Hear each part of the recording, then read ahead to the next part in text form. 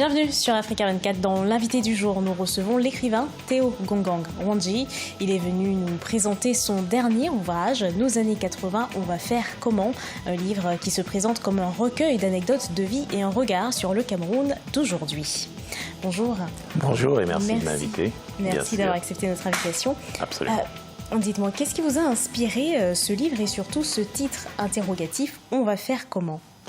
Une combinaison de choses. La première des choses en termes d'inspiration, c'est le fait que je voulais passer un message à la génération de mes enfants. Ma génération d'enfants qui est née à l'étranger, qui grandit à l'étranger et qui n'a donc pas connu le Cameroun de mon enfance. Donc il y avait une volonté de faire un portrait de comment est-ce que nous avons grandi quand nous avions leur âge. Donc c'est le départ en fait sur le plan inspirationnel.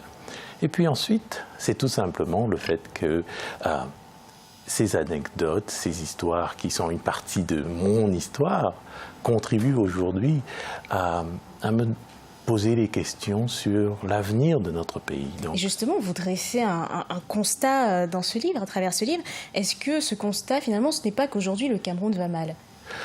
Ben écoutez, je suis content que vous en arriviez presque à cette conclusion, parce que c'est à la même que j'arrive aussi. Oui, le Cameroun ne va pas très bien. Et donc j'arrive à cette conclusion par effet comparatif, parce que je compare ce Cameroun au Cameroun que nous avons connu il y a 25-30 ans. Et effectivement, dans beaucoup de secteurs, le Cameroun a pris du recul. Le Cameroun ne va pas aussi bien que dans nos années 80. Et quelle est votre lutte actuelle ? Est-ce que c'est susciter une prise de conscience, mettre en place un débat intergénérationnel ? C'est une combinaison de choses. C'est clairement parce que je m'adresse en partie à la génération d'après nous. C'est clairement susciter le débat, leur faire comprendre qu'en fait, l'avenir du Cameroun leur appartient un peu plus qu'il nous appartient à nous. Mais c'est aussi une sonnette d'alarme que je tire à titre pratiquement au départ personnel. Mais c'est un signal d'alarme parce que ma génération se sent un peu laissée pour compte. Ma génération, quand on a grandi, on pensait être la génération dorée. Oui. Nous avons bénéficié de beaucoup de largesse du système, mais en même temps, aujourd'hui, nous ne contribuons pas au développement du Cameroun pour des raisons diverses. Qu'est-ce qu'il faudrait faire pour changer ça ? Je pense que mon livre a la modeste ambition de poser ces questions. Ensuite, qu'est-ce qu'il faudrait faire ? C'est peut-être l'étape qui viendra après. Canaliser, créer des synergies autour de créer justement les possibilités de réponse aux questions que je me pose. Ce serait peut-être la prochaine étape. Et pour les futurs lecteurs de votre livre, quelle est votre plus belle anecdote ? Ben écoutez, vous me posez une colle parce que je pense qu'elles sont toutes belles, mais je vais peut-être vous amener jusqu'à la fin du livre. L'anecdote 49. Oui. En fait, parle de Camer et la notion de réussite sociale. Qu'est-ce qu'elle révèle sur la société camerounaise ? Mais elle révèle qu'il y a des valeurs que nous avons perdues. Quand nous grandissions, nos parents nous racontaient qu'ils étaient les premiers de leur classe. Nos parents nous racontaient que parce que nous sommes privilégiés, nous n'avons pas de raison de ne pas bien travailler. Et en plus de ça, nos oncles qui revenaient de France et de Navarre nous expliquaient que le Cameroun sera différent quand nous aussi on travaillerait bien, on reviendra. Cette notion-là semble s'être perdue. Les valeurs camerounaises d'hier ne sont pas celles d'aujourd'hui ? Absolument pas. Elles ont changé, elles se sont diluées dans ce que j'appelle un système qui nous tire vers le bas.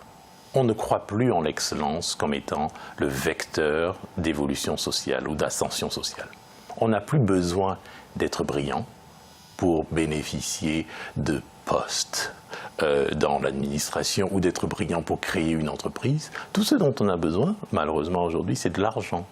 Et l'argent est devenu un peu ce qu'on appelle le dénominateur commun. Le pilier ? Le pilier.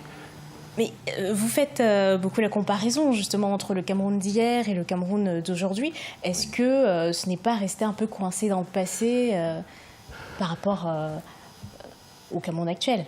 Non, enfin, j'espère que non.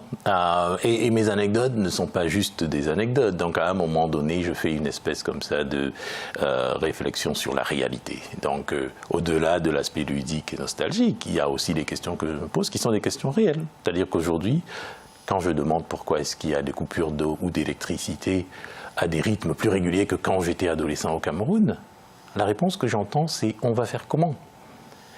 Je considère qu'il faille qu'on fasse plus que juste dire « on va faire comment ?» Donc c'est bouger un peu cet état léthargique dans lequel on se trouve en me positionnant comme un objecteur de conscience. Et c'est un départ, c'est ma contribution.